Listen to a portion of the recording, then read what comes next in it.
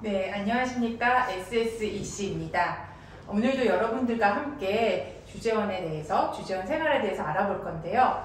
주재원 발령을 받게 되면 누구나 읽어야 되는 바이블 무엇인지 아시나요? 네, 아마 대부분 검색을 해보면 아실 겁니다. 네. 해외 주재원 A to Z. 예. 네, 이 해외 주재원 A to Z의 저자이신 박성민 교수님을 모시고 오늘은 심도 있는 얘기를 나눠보도록 하겠습니다. 먼저 인사 부탁드립니다. 안녕하십니까. 해외 주재원 2호입니다. 1호 교수님은 한양대학교 심원수 교수님이신데 은퇴를 하셨고, 제가 이제 2호로 알고 있습니다. 지금은 몇 분이 더 계신데, 제가 그래서 주재원 출신으로 학교에 온 다음에 주재원에 대한 연구를 하다 보니까 주재원에 대한 책이 전혀 없는 거예요. 우리나라 주재원 숫자가 50만 명이 넘는데요. 그래서 제가 2014년도에 해외 주재원 A to Z라는 책을 썼고요. 지금은 8종인가 9종 정도가 나와 있는 걸로 알고 있고, 이제 재작년이군요. 이제 2021년도에 개정판으로 다시 나왔고요. 아시는 분들은 아시겠지만, 지금 설명해 주신 대로 바이블이고요. 지금까지 대략 한 3,800부 정도가 판매가 되었습니다. 네, 파견부터 귀임까지 해외 주재원 A to Z, 이 책이 맞을까요? 네, 맞습니다. 개정판이네요. 네네, 이 책이 바이블이더라고요. 네. 네. 그래서 이 책에 보면은 일단 가장 먼저 나와 있는 내용을 한번 제가 보면은 Q&A가 나와 있더라고요. Q&A가 아마 많은 분들이 질문을 해주시는 내용일 것 같은데, 지금 당장 주재원 발령을 받았다 했을 때 막막하신 분들에게 가장 먼저 해주시고 싶은 말씀 뭘까요? 일단은 그게 인생의 굉장히 터닝 포인트가 되실 거예요. 사실 귀찮죠? 해외에 나가서 살려면 신나는 일 아닌가요? 그러니까 어떤 분들은 신나신다고 하시는 분들이 있고, 어떤 분들은 이제 귀찮다라고 하시는 분들이 있는데, 사실 안정적이고 익숙한 직장이나 우리나라를 떠나서 해외 나간다는 것 자체가 여러 가지 준비 사항이 있어서 귀찮긴 해요. 그건 사실입니다. 하지만 인생의 굉장한 터닝 포인트가 되실 거예요. 그러니까 누구나 한국에서는 마음만 먹으면 지금 완전 고용 시대이기 때문에 근무를 할 수가 있습니다. 하지만 해외에서 근무를 한다는 것은 누구나에게 주어진 혜택이 아니겠죠. 그러니까 저는 설레야 된다고 생각해요. 귀찮음이 몰려오시겠지만 저는 설레임. 그게 첫걸음이 아닐까라고 생각합니다. 네. 설레임이 온다면 어떤 것에 대한 설레임이어야지 좋을까요? 나는 해외에서 나의 근무지는 어떤 모습일까? 나는 어떤 사람들이랑 일하게 될까? 나의 고객들은 누구일까? 그리고 나는 해외에서 나한테 어떤 일들이 벌어질까? 나는 무엇을 할 것인가?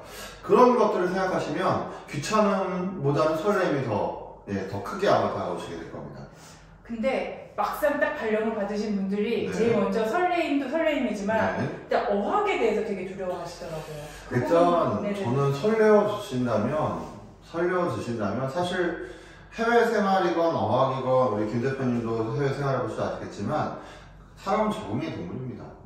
근데 설레인 사람들은 어학의 문제에 있어서 남들보다 빨리 적응해요. 왜? 설레게 되면 가서도 사람들이랑 더 많이 어울리고 더 많이 얘기가 안 통해도 어울리다 보면 말을 빨리 배울 수밖에 없고, 여러 사람들을 알게 되다 보면 나의 학습 동기도 강화가 되기 때문에 언어도 빨리 돼요. 그러니까 저는 설레는 게 가장 큰 시작이라고 봐요. 모든 것에 있어서. 설레임 아이스크림 좀 먹으면 설레어질까요? 그 아이스크림 가지고서는 조금 정신을 차리겠죠. 설레임이 없어졌을 때 정신 차리는 용어로 괜찮을 것 같아요. 설레임이. 그래서 일단 설렘을 가지고 시작을 하는데, 이게 또 가족들을 걱정 안 할 수가 없잖아요. 가족들 중에도 설레이는 가족이 있고, 또 이걸 나는 안 가겠다, 혼자 가시라 하는 가족들이 있죠. 특히 요즘에는 이제 양벌이 가정이 대세이기 때문에 사실 누군가가 요즘에는 사실 여성 주재원을 따라서 가는 남성 배우자들도 있어요. 맞아요, 저도 여러 봤어요. 제가 2017년, 18년 때부터 그분들을 이제 많이 보게 됐는데, 어쨌든 남자 배우자가 됐건 여성 배우자가 됐건 양벌이 가정이 많고, 또 집에서 살림하시는 분들도 어쨌든 본인의 의사선택이 있잖아요. 또 아이들의 학령 연령도 있기 때문에 본인들의 선택이고 어떤 배우자를 불리한 희생이 있을 거예요. 하지만 저도 8개월 동안 해외에서 혼자 살아봤지만 가족은 함께 살아야 됩니다. 미우나 부모나 함께 살아야 돼요. 네. 그러니까 저도 제 주위에 혼자 생활하시는 단독 부임하시는 네. 주전들을 봤는데 결론적으로 말씀드리면 해피하지 않아요. 저는 두 분 중에 하나가 시생활을 하시지만 가셔서 네. 할 수 있는 커리어를 만드시면 좋다고 생각. 가장 좋은 게 뭐냐? 현지에서 학업을 하세요. 맞아요. 전 진짜 제 주위 지인들한테 많은 걸 추천할 때 1호로 배우자분들의 추천은 뭐냐? 현지에서 대학원을 가라. 그러면 많은 분들이 얘기합니다. 나 영어 안 되는데요? 현지 안 되는 상관없어요. 우리 외국인이에요. 외국인 특례 입학이 가능합니다. 근데 저도 그 북경에 이제 나갈 때 공부를 하려고 학교를 알아보고 제가 중고를 못해가지고 중고 잘하는 친구한테 물어봐서 입학을 준비를 했었는데 입학은 할 수 있는데 귀임하기 전에 졸업하기가 어렵더라고요. 그건 이제 본인의 노력이겠죠? 네. 네, 본인의 노력일 텐데 사실 저는 이제 졸업이 어려운 데는 유럽 대학원이 사실 어렵습니다. 유럽 대학원들은 사실 입학은 쉬운데 정말 커리큘럼 과정상이나 지도교수의 엄격함이 있기 때문에 유럽 대학원에서 제가 졸업 못하는 거에 대해서는 뭐라고 얘기를 드리지 않는데 그 외에 미국도 마찬가지예요. 미국이나 중국이나 동남아시아에서 졸업 못하시는 거는 본인의 학습 의지에 대한 문제라고 생각합니다. 네. 저의 학습 의지가 부족했던 것으로 결론. 그 당시에 조금 부족하지 않았을까 그런 생각이 듭니다. 네. 그리고 그 다음에 이제 그럼 가족들에게도 설렘을 전파를 하고 나도 설레이고 어학에 대한 두려움을 조금 내려놨다. 그 다음에 이제 우리가 생각할 게 뭐가 있을까요? 자, 그 다음에는 이제 버킷리스트를 만드셔야 돼요. 그러니까 아이도 상관없어요. 3살짜리 아이 이상 똑같습니다. 네. 지도를 펼치고 그 다음에 해당 나라의 유튜브. 자, 이 유튜브를 보실 때는 우리나라 사람들이 만든 유튜브 보시면 안 되고요. 해당 국가 사람들이 유튜브 봐야 돼요. 왜냐? 한국인이 만든 유튜브는 대단히 선입견이 서려 있습니다. 해당 국가의 상황을 적당하게 알 수가 없고 우리 관점에서 바라보기 때문에 현지인들이 운영하는 유튜브를 보고 지도를 그다음에 현지 지도를 펼쳐놓고서 거기서 뭐 하고 싶은지 버킷리스트를 만드는 거예요. 하고 싶은 거, 가고 싶은 거, 먹고 싶은 거, 쇼핑하고 싶은 거, 취미로 하고 싶은 거, 아이들끼리 하고 싶은 거, 그 버킷리스트를 쭉 적으세요. 그 버킷리스트를 얼마나 많이 하고 오느냐, 그게 행복의 크기가 될 겁니다. 그러면은 교수님께서 이 버킷리스트는 뭐가 있었어요? 저는 그게 없었어요. 아, 그게 너무 아쉬웠구나. 너무 아쉬워가지고 제가 유일하게 실행한 버킷리스트는 뭐냐면 제가 귀국 3일 전에 그 친한 선배가 지금 아니면 중국에서 티벳을 못 가본다. 따로 티벳을 갈 수는 없다라고 저한테 강력하게 얘기해서 반대하는 가족, 그때 애들도 어렸거든요. 애기들을 끌고 뒷사람 설득해서 라싸를 갔었어요.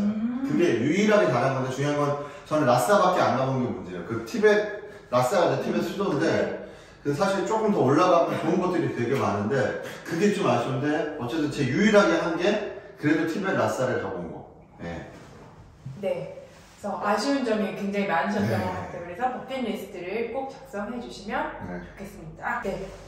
그러면 교수님 버킷리스트 작성 못하셔서 아쉬움이 많으셨는데 지금 10년 전으로 돌아가서 다시 주제 발령을 받았다 했을 때 어떤 일을 하시고 싶으세요? 하고 싶은 것도 너무 많죠. 일단은 제가 뭐 못했던 가족들과 함께 할 수 있는 버킷리스트는 반드시 만들 거고요. 가장 제가 주재원으로 다시 간다면 주재원 교육을 받고 가고 싶어요. 그러니까 사실 주재원 교육을 못 받고 가면 저처럼 시행착오가 되게 많거든요. 그러니까 주재원 교육을 받고 가시거나 아니면 정말 제가 책 자랑하는 건 아니지만 기본적으로 이런 서적이라도 제 책 말고도 8종, 9종 있습니다. 읽고서 자기가 직무적으로 이루고 싶은 어떤 성과들을 생각하시고 그거에 대한 변수들을 고민해서 가시면 시행착오를 줄일 수가 있어요. 그러면 내가 하고 싶은 걸 더 많이 하게 되겠죠. 제가 주재원으로 가게 된다면 교육이나 책을 읽고서 시행착오를 줄여서 좀 더 많은 일을 할 수 있는 여유를 만드는 그런 시작을 하고 싶네요. 여러분들도 시행착오를 겪지 않도록 버킷리스트를 꼭 만들고 미리미리 사전에 좀 교육도 받고 지식을 풍부히 하고 주제 발령을 받고 나가셨으면 좋겠습니다.